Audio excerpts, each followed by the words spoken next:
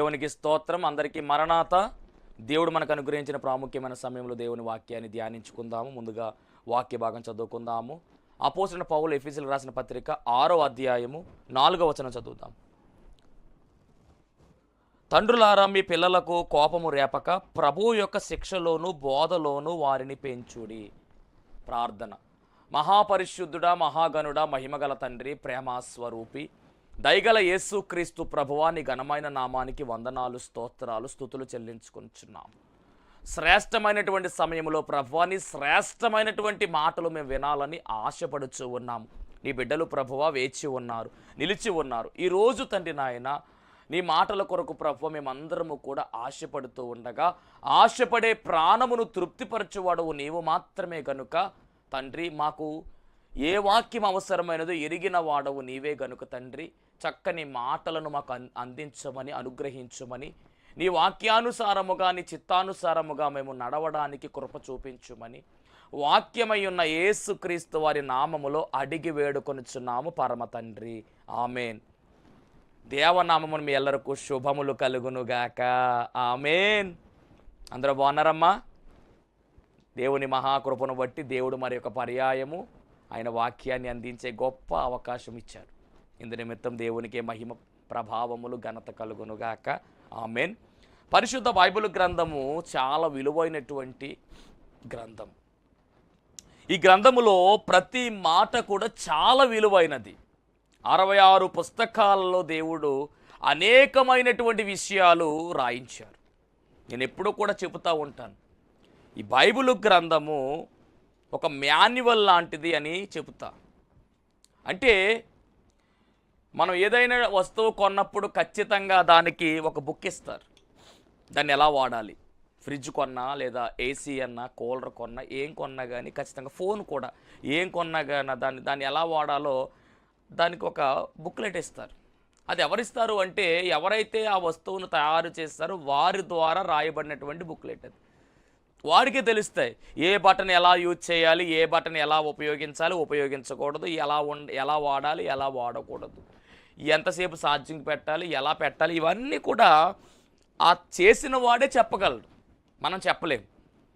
అలాగే మానవులు ఎలా ఉండాలి, ఎలా ఉండకూడదు, ఎలా జీవించాలి, ఎలా మాట్లాడాలి, ఏం చేయాలి, ఇవన్నీ కూడా మనలను చేసిన వాడే చెప్పాలి. దేవునికి స్తోత్రం. అందుకని దేవదేవుడు మనల్ని చేశాడు కనుక తన స్వహస్తాలతో మనల్ని నిర్మించి అవయవ నిర్మాణము చేసినటువంటి ఆయనే మానవుడు ఎలా ఉండాలి, ఎలా ఉండకూడదు, ఏం మాట్లాడాలి, ఏం మాట్లాడకూడదు, అలాగే భార్యాభర్తలు ఏ విధముగా ఉండాలి, పిల్లలు తల్లిదండ్రులు ఏ విధంగా ఉండాలి, స్నేహితులు ఏ విధంగా ఉండాలి, అత్తాకోడలు ఏ విధంగా ఉండాలి, అన్నదమ్ములు ఏ విధంగా ఉండాలి, సొసైటీలో మనం ఏ విధంగా జీవించాలి, భక్తి విషయంలో మనం ఎలా ఉండాలి, ఏ పనులు చేయాలి, ఏ పనులు చేయకూడదు, ఇవన్నీ కూడా దేవుడు మనకు చెప్పాలి. చెప్పడానికే పరిశుద్ధ గ్రంథాన్ని దేవుడు మనకి ఇచ్చాడు. అంటే ఈ పరిశుద్ధ గ్రంథములో ప్రతిదీ కూడా దేవుడు తెలియజేశాడు. ఎలా ఉండాలి, ఎలా ఉండకూడదు. దేవుడి మాట వింటే ఏం జరుగుతుంది, వినకపోతే ఏం జరుగుతుంది. ఉదాహరణగా కూడా దేవుడు కొంతమంది భక్తుల జీవితాలు రాయించాడండి. ఉదాహరణగా కొంతమంది భక్తిహీనుల జీవితాలు కూడా రాయించారు. దేవుని చేత ఘనత పొందుకున్నటువంటి వారు ఉన్నారు, ఘనతను కోల్పోయిన వారు ఉన్నారు, ఘనతను కోల్పోయి మరలా దేవుని చేత కొనియాడబడినటువంటి వారు ఉన్నారు, భక్తిలో నడిచి భక్తిలో తప్పిపోయినటువంటి వారు ఉన్నారు. బైబిల్ గ్రంథంలో తప్పిపోయినటువంటి వారు మరలా దేవుని తెలుసుకుని వెళ్ళినటువంటి వారు ఉన్నారు, కొంతమంది నశించిపోయారు. ఇలా అనేక మంది జీవిత చరిత్ర బైబిల్ గ్రంథంలో దేవుడు రాయించాడు. అంటే ఈ పరిశుద్ధ బైబిల్ గ్రంథం 66 పుస్తకాలు కూడా మనకి ఎలాగుందంటే ఒక మాన్యువల్ బుక్గా ఉంది. కాబట్టి క్రైస్తవుడు ఖచ్చితముగా పరిశుద్ధ గ్రంథాన్ని చదవాలి. పరిశుద్ధ గ్రంథములో ఉన్నటువంటి ప్రతి విషయాన్ని అవగాహన చేసుకోవాలి, లేఖనాలను పరిశీలన చేయాలి. బెరియా సంఘస్థుల వలె వాక్యాన్ని పిన్ టు పిన్ మనం అర్థం చేసుకునే ప్రయత్నము చేయాలి. అంత మాత్రమే కాదు, వాక్యానుసారంగా మనం నడుచుకోవాలి. వాక్యానుసారంగా మాత్రమే కాదు కానీ వాక్యము ఏ విధముగా సెలవిస్తుందో ప్రతీది కూడా తెలుసుకుని ఇతరులకు చెప్పే వారముగా కూడా మనం మారాలి అని దేవుడే సెలవిస్తూ ఉన్నాడు. దేవునికి మహిమ కలుగును గాక. చాలామంది పరిశుద్ధ గ్రంథాన్ని వెంబడి తీసుకువెళుతూ ఉంటారు. అంత మాత్రమే కాదు, మనం పడుకున్నప్పుడు కూడా చాలామంది తలగడ కింద పెడతా ఉంటారు పరిశుద్ధ గ్రంథాన్ని. తప్పులేదు, పెట్టుకోవచ్చు. భయం వేస్తూ ఉంటే పెట్టుకుంటూ ఉంటాం. ఈ మధ్యకాలంలో ఏం జరుగుతుందంటే ప్రతి ఒక్కరూ కూడా బైబిల్ తల కింద ఉన్నా లేకపోయినా సెల్ ఫోన్ అయితే మటుకు తల కింద పెడుతున్నాం. దేవునికి స్తోత్రం. అలా పెట్టవద్దు తల్లి, పేలిపోతున్నాయి, చాలా ప్రమాదం. మరి ఎప్పుడు కూడా సెల్ ఫోన్ దూరంగానే ఉండాలి. కానీ మనం లేచి లేవగానే అలా బటన్ క్లిక్ చేసి టైం చూసుకుంటాం. టైం అయిపోయిందా, టైం తర్వాత మరలా దాన్ని ఆన్ చేసుకుని మరలా ఫోన్ మొదలు పెడతాం.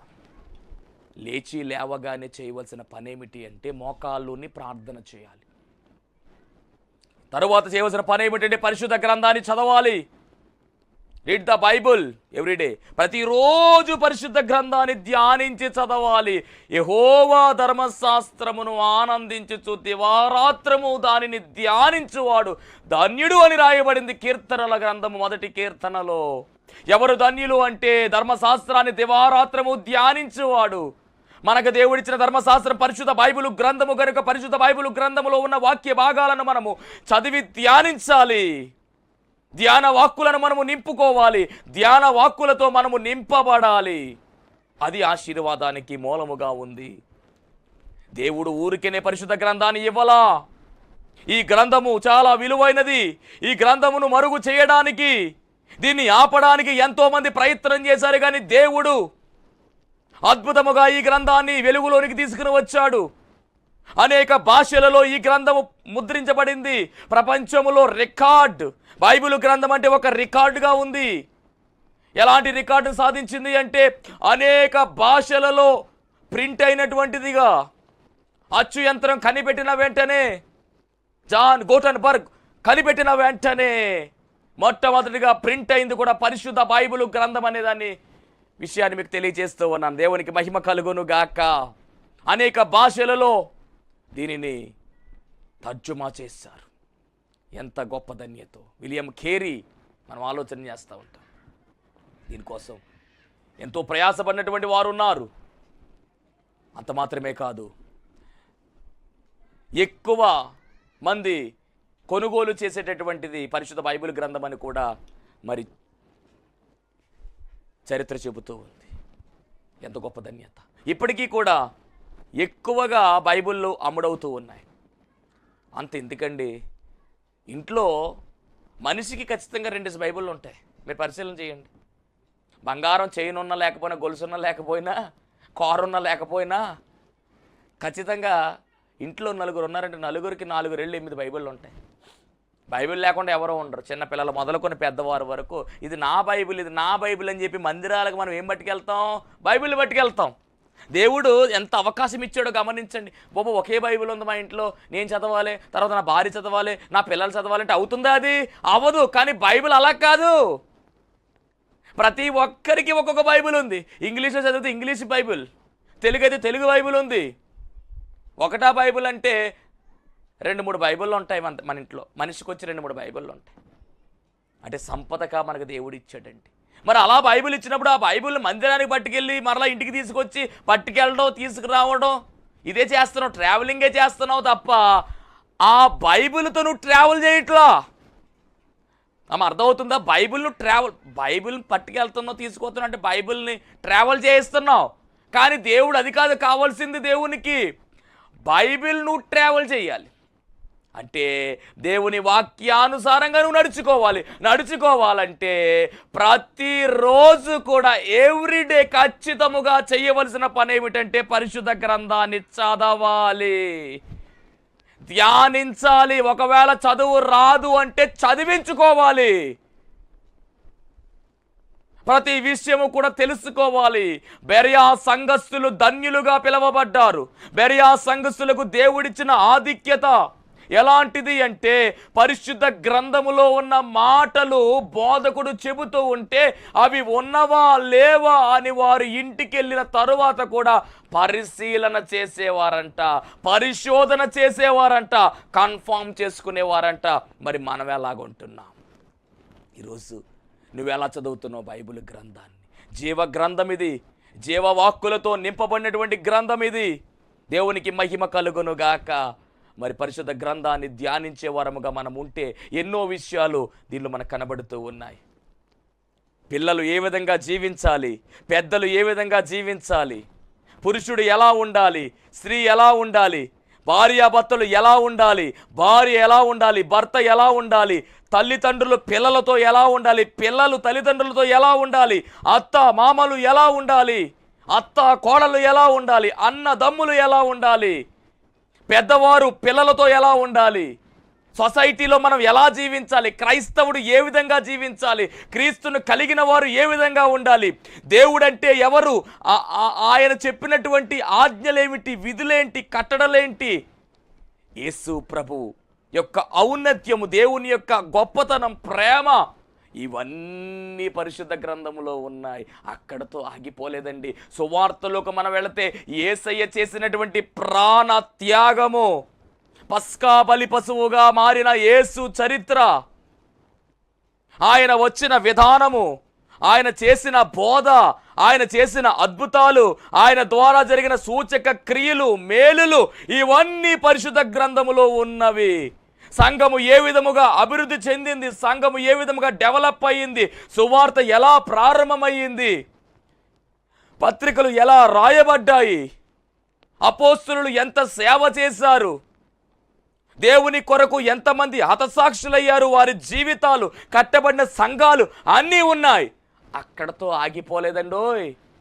ప్రకటన గ్రంథాన్ని మనం పరిశీలన చేస్తే జరగబోయేటటువంటి చరిత్ర, భవిష్యత్తుకు కావలసినటువంటి చరిత్ర, అనగా యుగాంతము వేళ ఏమి జరగనయ్యున్నదో, ప్రజలకు ఏ విధంగా తీర్పు రానయ్యున్నదో, ఈ ప్రపంచము ఏ విధంగా అంతమవుతూ ఉందో, యుగాంతము ఎలా జరగనయ్యున్నదో, క్రొత్త భూమి క్రొత్త ఆకాశము ఎలా ఏర్పడనయ్యున్నదో, చనిపోయిన తర్వాత మనిషి ఏమవుతాడో, ఈ చరిత్ర అంతా పరిశుద్ధ బైబిల్ గ్రంథములో రాయబడింది. ప్రకటన గ్రంథములో దేవుడు చాలా స్పష్టంగా వివరించాడు. ఎక్కడెక్కడగలిగితే పరిశుద్ధాత్మ దేవుని యొక్క సహాయాన్ని మనం కోరగలిగితే ప్రతి విషయాన్ని పిన్ టు పిన్ ఆయన వివరించగల సామర్థ్యం కలిగిన దేవుడు. హల్లెలూయా! అద్భుతమైనటువంటి మాటలు ఈ పరిశుద్ధ గ్రంథములో ఉండగా మోసుకుంటా వెళ్ళిపోతున్నారు అంతే. భయం వేసి తల కింద పెట్టుకుంటున్నారు అంతే. కాదని చెప్తున్న మాట, తల కింద పెట్టుకోవడం కాదు, చదివితే తలలో పెట్టుకోవాలి. ఆ మాటలు మన మనసులో ఉండాలి, మన హృదయంలో నింపబడాలి. నేను నీ ఎదుట పాపము చెయ్యకుండానట్లు నీ వాక్యమును నాలో ఉంచుకుని ఉన్నానని దావీదు చెబుతూ ఉన్నాడు. ఈరోజు నీ జీవితంలో తప్పులు జరుగుతూ ఉన్నాయి, పాపాలు జరుగుతూ ఉన్నాయి, పొరపాట్లు జరుగుతూ ఉన్నాయి. నీ హృదయం అంతా పాపముతో నింపబడింది. కారణం ఏమిటంటే నీ హృదయంలో వాక్యము లేదు. ఎప్పుడైతే నువ్వు వాక్యంతో నింపబడతావో, ఎప్పుడైతే వాక్యంతో నువ్వు కడగబడతావో, ఇక పాపానికి చోటుండదు, సాతానికి చోటుండదు, లోకానికి చోటుండదు. నిత్యము నువ్వు దేవుని యొక్క ఆలోచనలతోనే ఉంటావు.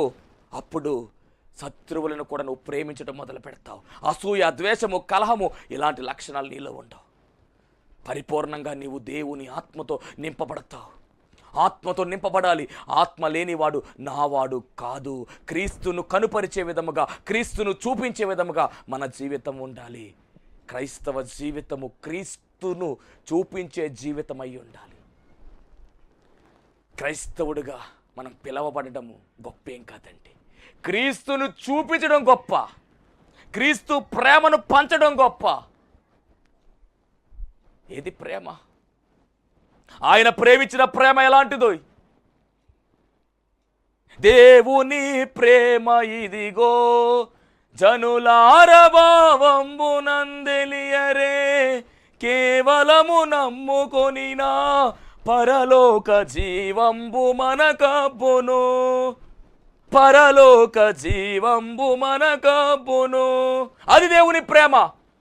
ఆ ప్రేమ మనము చూపించాలి క్రియలలో. కనుపరచాలి.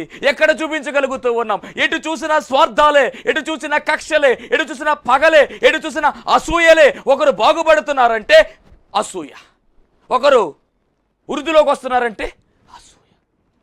వాళ్ళు బాగుపడిపోతున్నారు, వీళ్ళు బాగుపడిపోతున్నారు, మనం బాగుపడట్లేదే, అది అసూయ. దేవునికి మహిమ కలుగును గాక. అలాంటి లక్షణాలు నీలో వస్తున్నాయి కదా, నువ్వు ప్రభువుని కలిగి ఉన్నావు, అన్నీ బాగానే ఉన్నాయి. కానీ ఇతరులను చూసి అసూయ వస్తుందంటే నీలో వాక్యము లేదు, వాక్యము లేదు నీలో. పరిశుద్ధ గ్రంథాన్ని మోసుకుని వెళుతున్నావు తప్ప పరిశుద్ధ గ్రంథాన్ని నీవు పాటించట్లా, చదవట్లా. అదే లోపం వచ్చింది. నేను చాలా సీనియర్ని, నాకు అన్నీ తెలుసు అని అనుకునే వాళ్ళు కూడా ఉన్నారు. నిత్యము ధ్యానించవలసినది పరిశుద్ధ బైబిల్ గ్రంథం. తవ్వే కొలది కూడా నీరు వస్తానే ఉంటుందంట. ఓట, జీవపు ఓట, జీవ జలముల ఓటగా ఉన్నారు యెహోవా. కాబట్టి ప్రతిరోజు మనం పరిశుద్ధ బైబిల్ గ్రంథాన్ని చదవాలి, నేర్చుకోవాలి. ఎన్నో కొత్త మాటలు, ఎన్నో కొత్త అనుభవాలు దేవుడు మనకు నేర్పిస్తాడండి. మన జీవితకాలం సరిపోదు. పరిశుద్ధ బైబిల్ గ్రంథం చదవడం అంటే మన జీవితకాలం సరిపోదండి, చదువుతూనే ఉండాలి. నిరంతరము మనము ధ్యానిస్తూనే ఉండి, దివారాత్రము దానిని ధ్యానించేవాడు ధన్యుడు అన్నాడు. కొంతకాలం చదివి ఆపేమని చెప్పలా. నాకు చూపు ఉన్నంత కాలం, నాకు చూపు ఉన్నంత కాలం చదువలేదు నీ గ్రంథము, చూపంతా పోయాక చదవాలని ఉంది నీ గ్రంథము. వినిపించుచున్నది కేక నాకు, స్వరము నాకు. ఈ పాటలో రాయబడిన మాట ఏమిటంటే, చూపున్నంత వరకు చదవలేదండి గ్రంథం, చూపు పోయిన తర్వాత చదవాలని ఉందంట. సాధ్యమవుతుందా? దీపం ఉండగానే ఇంటిని చక్కబెట్టుకోవాలా, సమయం ఉండగానే సమయాన్ని సద్వినియోగం చేసుకోవాలి. నేటి కాలంలో సమయం అంతా కూడా చెడగొట్టేసుకుంటూ ఉన్నారు, సమయం అంతా పాడు చేసుకుంటూ ఉన్నారు. రేపొద్దుట ఖచ్చితంగా సమయానికి లెక్క అడుగుతాడు దేవుడు. పని లేక దేవుడు ఈ రోజులు ఇవ్వట్లా. ప్రతి రోజుకి కూడా, ప్రతి క్షణానికి కూడా, ప్రతి సెకనుకు కూడా నువ్వు లెక్క అప్పజెప్పాలి. నువ్వు గడుపుతున్నటువంటి ఈ కాలమానం ఏదైతే ఉందో దానికి దేవుడు లెక్క అడిగే రోజు రాబోతూ ఉంది. ఖచ్చితంగా న్యాయపీఠం ముందుకు ఉండాలి మనము. అప్పుడు లెక్క అడుగుతాడు దేవుడు, అప్పుడు లెక్కపు చెప్పాల. దేవునికి స్తోత్రం. ఎంతకాలం భయపడకుండా, ఇంకా నువ్వు దైవ భయము లేకుండా నువ్వు జీవిస్తావు. ఈరోజు పరిశుద్ధ బైబిల్ గ్రంథము ఎంతోమంది ప్రాణ త్యాగము ద్వారా బయటకు వచ్చిందండి. ఎంతోమంది హతమయ్యారు ఈ గ్రంథము కోసం. 40 మంది దైవజనుల ద్వారా, 40 మంది వ్యక్తుల ద్వారా, దాంట్లో పండితులు ఉన్నారు, పామరులు ఉన్నారు, అందరూ ఉన్నారు. వారి ద్వారా పరిశుద్ధాత్మ దేవుడు రాయించాడండి. ఆయా ప్రాంతాలలో, ఆయా దేశాల చెందిన వారు, ఆయా ప్రాంతాలలో, ఆయా సమయాలలో దేవుడు రాయించినటువంటి గ్రంథమే పరిశుద్ధ బైబిల్ గ్రంథము. వేద పుస్తకమై ఉన్నది. అన్ని విషయాలు కూడా ఈ గ్రంథములో దేవుడు మిళితము చేశాడు. 66 పుస్తకాలు. కాబట్టి గమనించాలి దేవుని జనాంగమా, ఊరికనే దేవుడు ఇవ్వలేదండి ఇది. చదువు రాని వారైతే చదవలేరు, కానీ చదువు వచ్చి కూడా చదవకుండా నిర్లక్ష్యం చేస్తున్నావేమో. అలా వద్దు. ప్రతిరోజు కూడా ఒక్కొక్క పోర్షన్ మనం చదువుకుంటూ వెళ్ళాలి, అవగాహన చేసుకోవాలి. చాలాసార్లు చెప్పాను, సామెతల గ్రంథము 31 అధ్యాయాలు ఉంటాయమ్మా. ఈ 31 అధ్యాయాలు కూడా మనము రోజుకు ఒక అధ్యాయం చదువుకోలిపోవాలి. ఎగ్జాంపుల్ ఏమిటంటే, సపోజ్ ఇవాళ తారీఖు ఎంత అయ్యి ఉన్నదో చూసుకున్నాం అనుకోండి. 10వ తారీఖు అయితే ఓకే, 10వ తారీఖు అంటే 10వ అధ్యాయం చదవటం, 11వ తారీఖు అంటే 11వ అధ్యాయం చదవండి, 1వ తారీఖు అంటే 1వ అధ్యాయం చదవండి. అలా 30 రోజులు 30 అధ్యాయాలు అయిపోతాయి. ఒక్కొక్క నెలలో 31 రోజు వస్తుంది కాబట్టి 31 అధ్యాయం చదవచ్చు. లేదనుకుంటే 30 రోజులు ఉంటే ఆఖరిలో ఏం చేయాలంటే 30, 31 కలిపి చదివేసుకోండి. అంటే నెలకి ఒక పర్యాయము సామెతల గ్రంథం అయిపోతుంది. సామెతల గ్రంథం మనం చదివితే జ్ఞానము పుష్కలంగా మనకు లభిస్తుందండి. కాబట్టి ఫాలో చేయండి. అలాగే రోజుకు 2 కీర్తనలు మనం చదవాలి. చిన్న కీర్తనలు అంటే 3-4 చదువుకుని వెళ్ళొచ్చు. అలాగే పత్రికలు బాగా చదవాలి. ఇవన్నీ మనం చదువుకుంటూ వెళితే చాలా అద్భుతమైనటువంటి కార్యాలు దేవుడు మనకు జరిగిస్తాడండి. మేము పరిచర్యకు వెళుతున్నటువంటి ప్రాంతంలో ప్రతి శనివారం కూడా మేము మరి అమలాపురం అటు సైడ్ మేము పరిచర్యకు వెళతాం. ప్రతి శనివారం కూడా మాకు షాల్ జరుగుతూ ఉంటుంది. వెళ్ళేటటువంటి ఆ మార్గంలో కొత్తపేట అనేటటువంటి ఆ ఊరిలో మరి ఒక పెద్ద ఆయన ఎప్పుడు కూడా రోడ్డు ప్రక్కన ఒక షాప్ ఉంటే ఆ షటర్ దగ్గర కూర్చుని మేము వెళ్ళే ప్రతి సమయంలో కూడా చూస్తాం, అతన్ని బైబిల్ చదువుతూ ఉంటాడండి. మేము సరిగ్గా 9-9:30 టయానికి వెళ్తూ ఉంటే మరి ఆయన ఎప్పుడు మొదలెడతారో తెలియదు. మేము ప్రతి శనివారం కూడా ఆయన చూస్తూ ఉంటాం. పెద్ద ఆయన బైబిల్ అలా తెరచి దిక్కులు చూడకుండా బైబిల్ చదువుతూనే ఉంటాడు. మేము దాదాపుగా 2 సంవత్సరాలు చూస్తున్నాం అతన్ని. అంటే ఆ వయసులో కూడా చదువుతూ ఉన్నాడు. అందుకనే చూపు ఉండగానే చదవాలి. దేవుని మహిమ కలుగునుగాక. మరి ఇన్ని చెప్పిన తర్వాత పరిశుద్ధ గ్రంథాన్ని చదవకుండా ఉంటారా? చదవండి. మీకు చదవడం రాదు, చదివించుకోండి. పిల్లలకు తడిఫీది ఇవ్వండి, పిల్లల చేత చదివించండి. ఇది జీవ గ్రంథం అయి ఉన్నది, జీవ జలాల ఓటగా ఉంది. దేవునికి మహిమ కలుగునుగాక. ఎందుకింత అలా చెబుతున్నానంటే ఈ గ్రంథములో అన్ని విషయాలు కూడా దేవుడు రాయించాడండి. న్యాయాధిపతుల యొక్క చరిత్ర, రాజుల యొక్క చరిత్ర, ప్రవక్తల యొక్క చరిత్ర, విశ్వాసుల యొక్క చరిత్ర, శిష్యుల యొక్క చరిత్ర, యేసు క్రీస్తు ప్రభు వారి యొక్క చరిత్ర, పరిశుద్ధాత్మదేవుని కార్యాలు, ఎన్ని విషయాలు ఉన్నాయోనండి, ఎన్ని విషయాలు ఉన్నాయో. దేవునికి మహిమ కలుగునుగాక. ప్రార్థన అనేది ఒక పార్ట్ అయితే రెండవది వాక్యం. ప్రార్థన అనేది ఒక పార్ట్ అయితే రెండవది వాక్యం అనేది ఒక పార్ట్. మనము ఎగిరి మేఘం ఎక్కాలంటే ఖచ్చితముగా ప్రార్థన అనేది మన జీవితంలో ఉండాలి. రెండవది వాక్యం అనేది కూడా ఉండాలి. దైవజనులు దేవదాసయ్య గారు చెప్పిన మాట ఏమిటంటే, ఎగిరి మేఘం ఎక్కడానికి మనము పక్షి వలె ఉంటే ఆ పక్షికి 2 రెక్కలు. సపోజ్ పావురమే అనుకోండి, పావురానికి ఎన్ని రెక్కలు ఉంటాయమ్మా? 2 ఉంటాయి, 4 ఉంటాయి, 1 ఉంటుందా? 2 ఉంటాయి. 2 ఉంటేనే ఎక్కడికి వెళ్తాం. 1 ఉంటే ఎగురుద్దా? ఎగరదు కదా. 1 ఉంటే ఎగరదు, 2 ఉండాలి. ఆ 2 రెక్కలు ఏమిటంటే, 1 ప్రార్థన అనే రెక్క, 2 వాక్యం అనే రెక్క. 2 ఏకవలగా ఉండాలి. 1 చిన్నగా ఉండి 1 పెద్దగా ఉంటే ఎగరలేదు. 2 సమానంగా ఉండాలి, బ్యాలెన్స్గా ఉండాలి. మీరు ప్రార్థన చేస్తున్నారు కానీ వాక్యం చదవట్లా. కాబట్టి నేను చెబుతున్న మాట ఏమిటంటే, ప్రార్థన ఉండాలి, వాక్యము ఉండాలి. 2 సమానముగా ఉంటే ఆయన రాబోతున్న రెండవ రాకడలో ఖచ్చితముగా ఎగిరి మేఘము ఎక్కగలము. కాబట్టి పరిశుద్ధ గ్రంథాన్ని ఏం చేద్దాం? బాగా పఠిందాం. అలా మనం పరిశుద్ధ గ్రంథాన్ని పఠిస్తూ ఉంటే ఇక్కడ ఒక వచనం కనపడిందండి నాకు. ఆ వచనం ఏమిటంటే, అపోస్తలుడైన పౌలు ఎఫెసీయులకు రాస్తున్నటువంటి పత్రిక 6వ అధ్యాయము 4వ వచనం.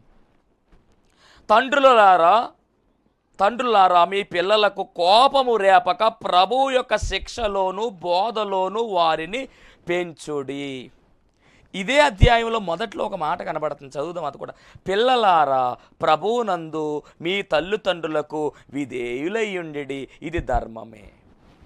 తల్లిదండ్రులు పిల్లలకి ఎలా ఉండాలంట? విధేయులై ఉండాలంట. ఆజ్ఞల్లో ఒక ఆజ్ఞ దేవుడు చెప్పాడు, నీకు మేలు కలుగున్నట్లు నీ తండ్రిని నీ తల్లిని సన్మానింపుము, అప్పుడు నీవు భూమి మీద దీర్ఘాయుష్మంతుడు వగుదువు. తల్లిదండ్రులు ఏం చెయ్యాలంట? సన్మానించాలంట. చేస్తారు, సన్మానిస్తారు. మదర్స్ డే వస్తుంది అప్పుడు సన్మానిస్తారు, ఫాదర్స్ డే వస్తుంది అప్పుడు సన్మానిస్తారు. సన్మానించడం అంటే చక్కగా పెద్ద దండ పట్టుకొచ్చి అమ్మ నాన్నకి దండ వేసేసి సాల్వా అలా కప్పేసి బట్టలు పెట్టేసి స్వీటు అలా పెట్టి వాళ్ళ ఆశీస్ తీసుకొని వెళ్ళిపోతారు. ఒక్కరోజే ఉంటుంది మదర్స్ డే, ఒక్కరోజే వస్తుంది ఫాదర్స్ డే, అయిపోయింది. మరి మిగిలినటువంటి రోజులు ఏమైపోయినాయి?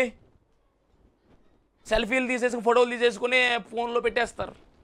మరి మిగిలినటువంటి రోజుల్లో అమ్మ నాన్న లేరా? సమాజంలో ఓల్డ్ మంది ఉన్నారు. ఓల్డ్ ఏజ్ ఏముల్లో పడేస్తున్నారు తీసుకెళ్ళిపోయి. అదా బైబిల్ చదివితే తెలుస్తుంది. పరిశుద్ధ గ్రంథం చదివితే తల్లిదండ్రులు ఎలా చూసుకోవాలో రాయబడి ఉంది ఇందులో. చదవకే ఈ ప్రాబ్లం వచ్చేసింది. దేవుని మహిమ కలుగును గాక. సమాజంలో చూస్తూ ఉంటే చాలా బాధేస్తుంది. బస్ స్టాండ్లో, రైల్వే స్టేషన్లో, రోడ్ల మధ్యలో, రోడ్లలో, ఫుట్పాత్ల మీద బాగా బ్రతికిన తల్లిదండ్రులు దీన స్థితిలో అడుక్కుంటూ ఉన్నారండి. ఎంత బాధ, ఎంత విచారం అది. ఒకప్పుడు గమనించండి, భార్యాభర్త ఇరువురు కలిసి 10 మంది పిల్లలకు జన్మనిస్తే ఆ 10 మంది పిల్లల్ని జాగ్రత్తగా పెంచారు. తండ్రి కష్టపడి 10 మందిని చదివించి 10 మందికి ఉద్యోగాలు రప్పించి 10 మందికి పెళ్ళిళ్ళు చేసి ఆ తర్వాత అన్ని కార్యక్రమాలు చేస్తే ఈ తల్లిదండ్రులు 10 మందిని పెంచి పోషించి ఉన్న స్థాయిలో పెడితే ఆ 10 మంది వీళ్ళిద్దరిని పోషించలేకపోతున్నారు. ఇది జరుగుతున్న విషయం. వీళ్ళిద్దరూ 10 మందిని పోషించగలిగారండి. ఆ 10 మంది వీళ్ళిద్దరిని పోషించలేకపోతున్నారు, భారమైపోయారు. ఒకటి అంటాడు కదా, నాకు నాన్నొద్దు, అమ్మాయికి తీసుకెళ్ళిపోతాను నేను అని అంటున్నాడు ఒకటి. ఎందుకు? అమ్మ అయితే అన్ని పనులు చేస్తుందని. నాన్న చేయలేడు కదా పాపం, అప్పటికి రెక్కలు ముక్కలు అయిపోయి 10 మందిని పెంచడం అంటే మామూలు విషయమా? చదువుల్లో చదివించడం, ఉద్యోగాలు రప్పించడం, లేకపోతే మళ్ళీ వాళ్ళ పిల్లలు కష్టం కదా. అప్పటికి అరిగిపోయాడు. ఆ వయసులో ఇద్దరిని విడదీసేసి పంచుకుంటారు. ఎంత దారుణం ఇది!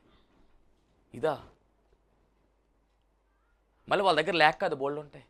అందుకే సిలువ మీద యేసుప్రభు చెప్పిన మాట జ్ఞాపకం చేసుకోవాలి.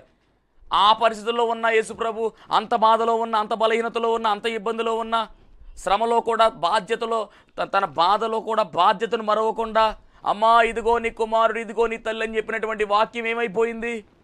ఈరోజు ఆ వాక్యం జ్ఞాపకం రావట్లేదా? తల్లిని తండ్రిని విడిచిపెట్టేసి వెళ్ళిపోతున్నారా? ఏంటి అసలు ఆ పరిస్థితి?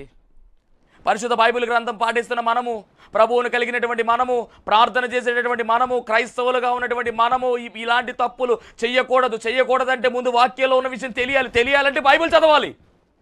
దేవునికి మహిమ కలుగునుగా. అందుకే ఇక్కడ రాస్తున్నటువంటి మాట ఏమిటంటే, పిల్లలారా ప్రభువునందు మీ తల్లిదండ్రులు విధేయులై ఉండండి, ఇది ధర్మమే, మీకు మేలు కలుగునట్లు నీ తల్లి సన్మానించము, అప్పుడు నీవు దీర్ఘాయుష్మంతుడు వగుదువు. అది తల్లిని తండ్రి సన్మానించమని. వాళ్ళు కొట్టేవారు, వాళ్ళు తిట్టేవారు, వాళ్ళు దూషించేవారు, ద్వేషించేవారు. నీ తల్లిని నీ తండ్రిని ద్వేషించదు, దూషించరాదు. ద్వేషించేటటువంటి వారి సంగతి బైబిల్లో రాశారండి. లోయ కాకులు వచ్చి వారి కండ్లను పీకేస్తాయి, కారు చీకట్లో వారి దీపం ఆరిపోతుందంట. చాలా ఉన్నాయి. ఒక మాట చెప్పమంటారా? ఎప్పుడు మనం ఏం చేస్తే అదే మన నెత్తి మీదకి వస్తుందని చెప్పింది బైబిల్. నువ్వేం విత్తితే అదే కోస్తావంట. ఈరోజు నువ్వు పిల్లల కింద ఉండొచ్చు, యవనస్తులుగా ఉండొచ్చు, కొంతకాలానికి తల్లిదండ్రులుగా మారతారు, కొంతకాలానికి వృద్ధులు అవుతారు, అప్పుడు ఉంటుంది అసలైంది. కాబట్టి ఇదన్నీ జ్ఞాపకం పెట్టుకోవాలి. అప్పుడు ఏదో జరుగుద్దని ఇప్పుడు చూడడం కూడా కాదు. బైబిల్ చెప్పింది, ప్రభు చెప్పాడు, తల్లిని తండ్రిని సన్మానించాలి, వారిని జాగ్రత్తగా చూసుకోవాలి. సన్మానించడం అంటే సాల్వాలు కప్పేసి దండలే చేయడం కాదు. సన్మానించడం అంటే వారి మాట విని గౌరవించాలి. దేవునికి స్తోత్రం. అందరికీ వందన మరణాత తెలియజేస్తున్నాను. మరణాత మహిమస్వరం అనే ఆధ్యాత్మిక కార్యక్రమాన్ని వీక్షిస్తున్న మీ అందరికీ కూడా మరొక పర్యాయము ప్రభు పేర వందన మరణాత తెలియజేస్తూ ఉన్నాను. మరి ఈ కార్యక్రమము ఎంతో ఆశీర్వాదంగా ఉందని, ఈ కార్యక్రమం ద్వారా ఎన్నో మేళ్లు పొందుకున్నామని మరి మీరు అందరూ కూడా ఫోన్ కాల్ చేస్తూ ఉన్నారు. చాలా సంతోషము. ఎన్నో అద్భుత ఆశ్చర్యకార్యాలు దేవాదేవుడు ఈ కార్యక్రమం ద్వారా జరిగిస్తూ ఉన్నారు. దేవుని నామమునికి మహిమ కలుగునుగాక. మరి మీరు చూస్తున్నటువంటి ఈ యొక్క షెడ్ గురించి గతంలో మీకు చెప్పడం జరిగింది. యజమానుడు మరి దీన్ని బేరం పెట్టారని చెప్పేసి, దీన్ని తీసుకుంటే ఇక్కడ ఆరాధన జరుగుతుంది, లేకపోతే మనం బయటికి వెళ్ళాలనేటువంటి పరిస్థితిని మీకు చెప్పినందుకు చాలామంది మరి సహకరించారు. కొంతమంది మరి అమౌంట్ పంపించడం జరిగింది, అలాగే ప్రార్థన చేయడం జరిగింది. దేవుని మహాకృపను బట్టి పంపించినటువంటి కొంత అమౌంట్ మరి యజమానుడికి కట్టడం జరిగింది. ఇంకా చాలా అమౌంట్ మనము వారికి ఇవ్వాల్సి ఉంది. కనుక మరి ఈ కార్యక్రమాన్ని వీక్షిస్తున్నటువంటి మీకు ఎవరికైనా కనుక ప్రేరేపణ కలిగినట్లయితే కనుక మరి మీ వంతు సహకారాన్ని అందించండి. ఈ దీన సేవకునికి మీ యొక్క సహకారం అందించి ఈ సేవను మరి ముందుకు వెళ్ళేలాగా సహకరించవలసిందిగా ప్రభు పేరు తెలియజేస్తూ ఉన్నాను. మీకు ఎవరికైనా కనుక మరి ప్రేరేపణ కలిగినట్లయితే కనుక స్క్రీన్ మీద కనపడుతున్నటువంటి ఆ నెంబర్కి ఫోన్పే చేయండి, లేదా ఫోన్ చేసినట్లయితే కనుక నేనే స్వయంగా మాట్లాడతాను. మీ సహకారాన్ని అందించండి. ప్రభు పనిలో మీరు కూడా పాలి భాగస్తులు కావాల్సిందిగా ప్రభు పేరు తెలియజేస్తున్నాను. అందరికీ మరణాత.